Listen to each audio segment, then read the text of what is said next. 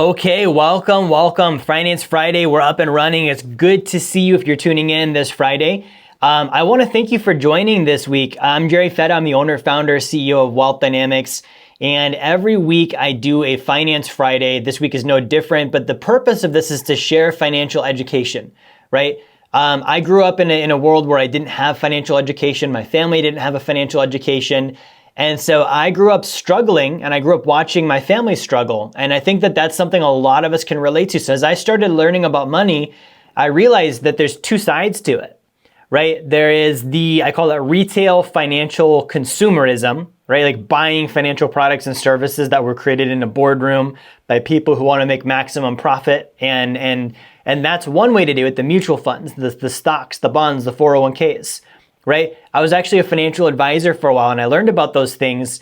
And then I started realizing that that's not what the wealthy have done, right? When you study the top 1% historically, right? These aren't the things they're doing. They're not using the 401ks. They're not putting their money in bank accounts. They're not buying mutual funds, right? They're not doing retirement.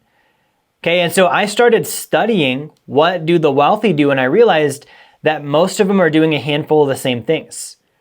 Right? There's 9 or 10 main strategies out there that the top 1% of wealth have used throughout history that still exist today, yet most of us are not being taught about these things. Right? So if you've never seen my content before, I want to let you know I'm a pretty simple guy. I look at, okay, if it's working for someone that's successful and I mimic it, it's probably going to give me similar results, even if I don't do it quite as well as they did. Right? So I spent a lot of time studying these things and learning about them. And I saw instantaneous results in my finances, right? Improvements that I thought would never happen or things that would take years. And it was because I switched my viewpoint. I switched the way that I look at money and wealth. I looked at wealth as abundance and prosperity in all areas of my life, right? It's quality of life for myself, for my loved ones, for the world around me, right? Now, I also look at money as it's a resource. It's a tool, right? It's a tool, and I can use it for things. I can build things with it. I can also destroy things with it. And so I decided, okay, I want to study how the people that I've seen in history that do have a life of abundance and prosperity in all areas, that did achieve improved quality of life for themselves, for others, or for the ones they love in the world around them, right? I want to see, what did they do? How did they behave with this tool called money? Right? And so that's what I'm going to be sharing with you this evening. Now, on tonight's Finance Friday, I'm actually getting ready to do a real estate investment. And I want to break this down for you and actually give you, some specifics on the strategy I'm using, because I'm not doing it the way you would traditionally think when you hear, oh, someone's going to invest in real estate. Okay, so the first thing I want to share with you, right? When I say investing in real estate, I do not mean like inside of a real estate investment trust or a mutual fund or even a rental property, right? If I'm buying shares of someone's real estate fund, I'm not investing in real estate, right? I've learned that one the hard way before. Okay, that was actually one of the only ways I've lost money, was investing in someone else's fund, right? A fund is someone's business. I'm actually buying shares in their business venture. And they're in the business of buying real estate. I'm not actually buying the real estate. They are. I'm investing in them. So the question is, well, how much do I trust them? Right? How much do I know about them? How good of a manager are they? How good of a financier are they? How honest are they? What's their integrity like? And I can't learn that from, even if you're watching me on this video, you can't learn that about me from a video. Right? If I'm out here touting, oh, invest in my fund, which I'm not because I don't do funds, right? But if I was, it's very hard for you to tell, is this guy legit?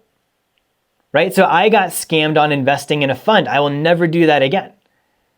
Right? And the reason I did a fund is because I was trying to avoid rental properties.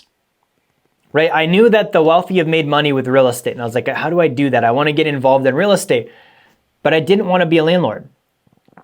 Right? I didn't want to be somebody that has to, manage tenants or manage property managers or, work on houses and fix them up and paint them or collect rent when it's not due. I don't want that. Right? So I started to really look at this, and I was like, okay, what are the wealthiest people doing in real estate? When I say people, that includes groups, right? And so I'm going to draw this out for you right? So when you look at this, there's a couple of different echelons, right? There is number one, what I call the retail investor. What are they doing? They're doing investments in funds, right? They're investing in a fund, whether it's a Wall Street fund or a private fund, right? This is someone that says, I don't want to own real estate. I would rather own shares of what someone else is doing. Therefore, I'm going to give them my money and hope they do a good job with it. Sometimes they might, sometimes they might not. But with a fund, you're going to be paying fees. You're going to be at the mercy of someone else's integrity with their business, their financial transparency, right? So that's the first level of investing. The second is rentals, right? And I don't want that. This is called active investing. This is not passive, right? This is not, I'm hands off. I'm actually pretty hands on, and I can get more hands on depending on what happens. There's a higher degree of risk with rental investing, right? You've got the risk of the tenant, the property, because you're the owner, there's liability there. You may have a mortgage, there's risk involved in that, right? So this is higher risk, higher involvement, and that's not something I'm interested in. You see, if you're watching this right now and you're like me, you've got a family, you've got a career, you've got a life, you're not looking to be a full-time investor. You're not interested in trading more time for money. You're already doing that, and you're like, I'm trying to find the way out of that actually, right? So I wasn't interested in rentals. So I started looking at this and I was like, okay, well, how do I do this like the wealthy? And I looked at who are the wealthy, and I realized the wealthy are the banks, right? What are the banks doing? The banks are doing mortgages, right? Now, here's the thing, right? The banks are doing mortgages, and they're doing it a little bit different than I'm going to describe to you tonight. Okay, this is the way that you can invest in real estate. I can invest in real estate and be the bank without taking on the risk of the bank, right? Because a traditional mortgage, let's look at what happens here, right? In a traditional mortgage, you have several parties, right? So you have this guy here. He's got the money. Initially, this is the depositor, right? So the depositor, he puts the money in the bank, right? So you've got the banker here. And what is he doing? He is borrowing from the depositor. He's going to pay the depositor interest for that deposit. And then he's going to take this money that's been deposited, and he is going to loan this out to the borrower, right? The borrower is over here. And so he's getting a loan from the bank. Okay, so here's where it's different. If you're wanting to be the banker, like I'm talking about here, you're not borrowing other people's deposits, right? Unless you're running a fund, right? Nobody's going to be like, hey, let me loan you my money, go buy real estate with it and pay me a small percentage, and I need the money back when I need it back. That's not the activity you're going to be doing there, right? Now, the other risk here that the bank is involved in is, what if this borrower doesn't pay the loan back? Right? The bank is on the hook for this guy's money. He's not getting it back from this guy. The bank can foreclose, right? Take the property back from this dude if he has a mortgage. The bank has insurance as well, right? These are things that you may or may not have in place. But I can tell you one thing about foreclosure is they're not fast, right? It's not like next week you're going to have your money back. So there's a degree of risk here, right? So I don't want to borrow from a depositor, and I don't want to necessarily lend money to someone and hope that they pay me back, because I don't have the same credit checking and financial underwriting and insurances and protections that a bank might have, right? So here's what I'm doing instead, right? And this is going to be the similar concept to what a bank is doing, right? But instead, I'm going to reduce my risk here. So check this out. This is me, right? I've got money, and I'm the depositor. Okay, now, the thing is, when I deposit money in the bank, it's going to be my bank. It's not going to be someone else's bank. So I'm the depositor depositing money in the bank of Jerry. Okay, so I am also then the banker. Right? As a banker, what am I doing? I'm borrowing against my deposit. right? It goes in, I'm going to borrow against it. I'm going to pay a percentage, right? And that's that. Okay, so the depositor makes money on the deposit. That's me. I'm going to show you how I'm accomplishing this in a second. The banker makes money by borrowing against the deposit, and he's going to pay interest for borrowing it, right? Now the banker is then going to lend it to the borrower, right? Now in this case, also me,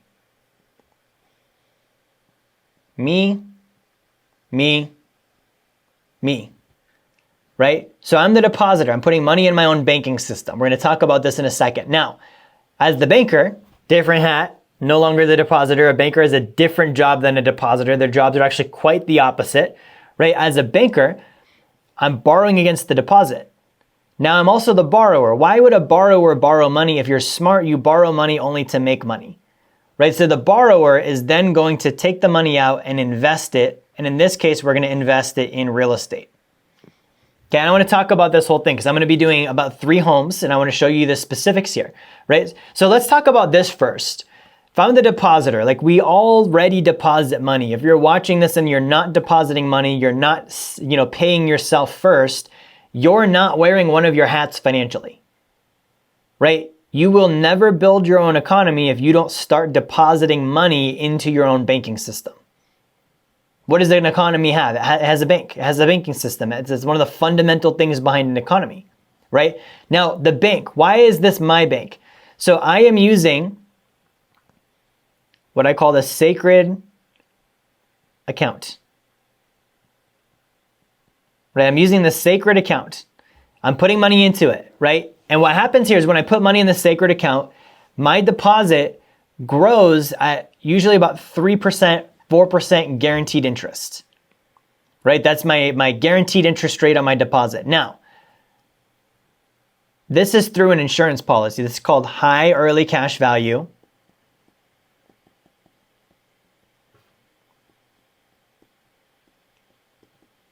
Dividend.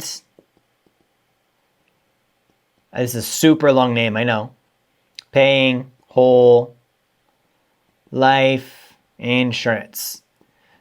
Okay, can you see why I call it the sacred account? That's a really long name. Now, before you go Dave Ramsey on me, before you go Sue Zorman on me, life insurance, you're never supposed to do that. I want you to fact check me on this. I want you to go Google bank-owned life insurance. You will see that the banks that you deposit your money into are the #1 owners and purchasers of whole life insurance on the planet. So when you deposit your money into someone else's bank, okay, because Bank of America is not your bank. Wells Fargo is not your bank. JP Morgan is not your bank. Those are for-profit institutions who borrow against your money, put it at risk, and pay you little to nothing, right? So you're putting it in their financial system, not your financial system. You're helping them create their economy, not your economy. You see that? Right? So they're putting it in the life insurance. You're giving it to them and they're putting it in the life insurance. Okay, so track my logic here. Why not just cut them out? If that's what they're going to do, why don't you go do the thing they're going to do with it? Right? So they're putting it in the life insurance instead of them putting it in their life insurance because you gave it to them first. Put it in your own life insurance. Okay, now, why would you put it in life insurance? Because this is going to grow between the interest you get on the guaranteed money here and then the dividends you get, because the insurance companies you're going to use on this will pay you a percentage of their profits. You're going to make, on average, about a 3 to 5% tax-free annual growth rate. Okay, on average, right? Now, when you borrow, you will pay interest to borrow. Right, you're the banker, bankers pay interest to borrow. So you're gonna pay, if you do this correctly, you should be paying about 2 to 4% right now in interest costs, right? So you wanna be basically earning 3 to 5 on your deposit, paying 2 to 4 in interest, and then you're gonna loan this money out to yourself and invest in real estate where you are making 10 to 12%, right? So let's do the math here on the high end. Let's say you have a good year, your real estate does 12. While you're using this money, it still grows. You're still making 5% over here. So that's 17. And let's say you're paying the least amount of interest possible, right? So 17, and then you're costing yourself 2% there. What's 17 minus 2? It's 15. right? So I'm depositing the money in, I'm getting this growth, borrowing against it, getting this growth, and double dipping. I get both of them, right? Now, there's a lot to learn here. This concept is something I've been practicing for years. It's very simple, but don't feel like, okay, you see it once and automatically you know everything there is, right? It's just like driving a specially designed vehicle. If you're driving a supercar, you need some training, right? You need someone to coach you and walk you through it first. So if you're seeing this and you're like, I like the concept, I don't fully get it, we're not gonna have time to go into the whole thing here. But if you reach out to my team, we can definitely get you more info, right? Now, let's talk about the real estate. Okay, because this is the real beauty of the strategy. If you do the life insurance and you just deposit money there and leave it, right, not much is gonna happen for you, right? You're not gonna see much of anything occur. You're gonna be like, okay, I own life insurance and it grows at about the same rate that a high yield savings account would pay me right now, okay? If you don't use it, meaning you can't just be the depositor, you have to be the banker. You need to borrow against that deposit and loan it out to yourself and put that money to work. That's how you make this system profitable, right? So I'm gonna show you what I'm about to do. This is something I'm literally getting prepped for. I have what's called seller finance real estate, right? Seller finance real estate, okay? So here's how this works. We did this whole thing, the depositor, I put the money into my banking system, I then borrow against it, loan it back out to myself. I'm the borrower here. Let me clean up my borrower. Okay, I'm the borrower here. Okay, it says the borrower, I have money right now. I've got cash. What do I do with it next? Okay, and I want to go back to, again, what do banks do? Okay, banks are not buying rental properties. Banks are not putting money in a retirement account. Banks are not sticking money in their own savings account. That's not something they're going to do. They're in the business of loaning money out, and one of their number one things they do is mortgages, right? I want to be in the business of mortgages. This is the most passive and scalable means of investing in real estate that's out there. Okay, now I don't want to do it from a risky standpoint. I don't want to loan money to a family and hope they pay me back and then have to figure out how to get it back from if they don't. I don't want to loan money to a private fund and hope they pay me back and then figure out how to get it back from them if they don't. I've done that before. It's not the direction I want to go. It's not the direction you want to go. Okay, so what am I going to do instead? How do I solve this problem? Okay, seller finance real estate looks like this. Okay, so I'm the borrower. I am going to purchase 3 homes. Okay, I'm going to purchase 3 homes. Now, a couple things about these homes. These are either going to be distressed rentals, foreclosures, and they're also going to be wholesale. Not wholesaling, like you're using contracts to assign from one person to the other in a transaction, like you're buying in bulk, right? So I work with a company that does this. This is my group that I work with that does the investing side. They will find my properties for me, right? They're gonna look at distressed rental portfolios or foreclosures from banks, and they're gonna buy wholesale in bulk, right? What that means is I'm going to be paying anywhere from $40,000 to $60,000 per home, right? So 3 homes, that's about $150,000, right? So the company that I work with on this, they're gonna fix the homes up. Okay, they're gonna do what's called minimal essential repairs to make the homes sellable. They're gonna clean them up, fix them up. We're not doing Better Homes and Garden, extreme makeover kind of stuff. We're literally making sure it just passes the inspection, right? They're then going to put a family in. So number 1, they're going to fix up homes. Number 1, actually, they're going to find the homes. But once they find them, they're going to acquire them and fix them up. Number 2, they're going to find a family. They're going to put that family on, number 3, a land contract. This is a mortgage between me and the family that lives there. Now, this is the beauty of this strategy. I'm not loaning this family money. I own an asset and I'm allowing them to live there, and they're going to make mortgage payments to me to live there. It's kind of like rent to own, right? So I'm going to charge 12% per year on each of these homes. And I'm going to do that over 20 years, right? Now, here's the other thing. Because I fixed them up a bit, I'm going to sell them for more than I paid. I'm going to sell for typically an additional 20 to 30% above what I paid. So if I bought them, let's say for 50,000, right? I might sell them for 65 to the family, and I'm going to charge 12% on 65,000 instead of 50. So instantly there, I just got, a 30% equity gain immediately.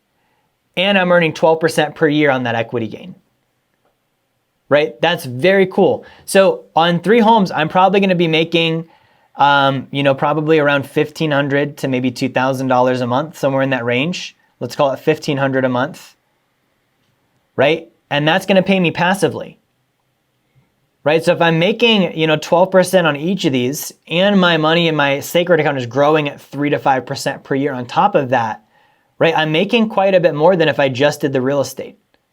It's costing me none of my time.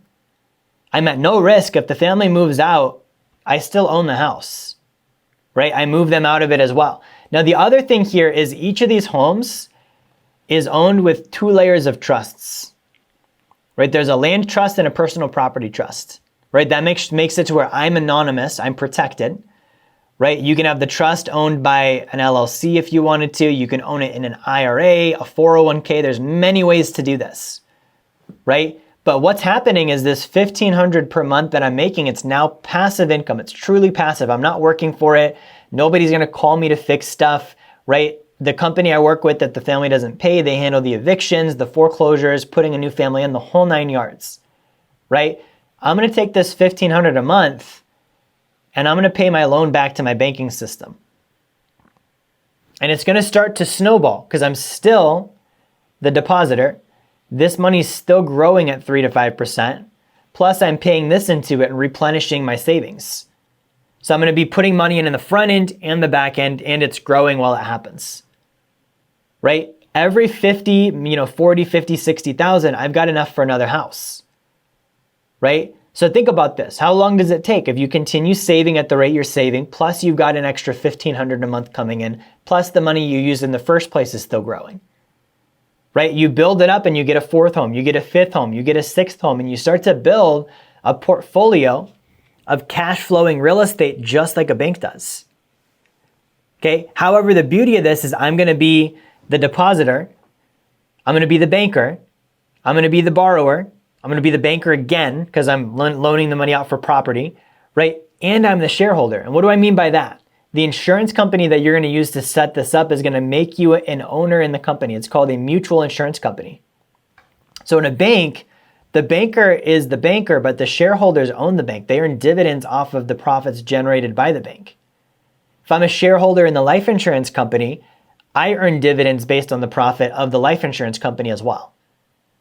Okay, so if you're watching this, you want to learn more about this, I want to give you a free copy of my book. It's called Blueprint to Financial Freedom, right? And I've got an entire chapter dedicated to both of these things, right? The life insurance, the sacred account, and also the seller finance concept. So if you go to www.theblueprint2financialfreedom.com, you can get a free copy of my book there, right?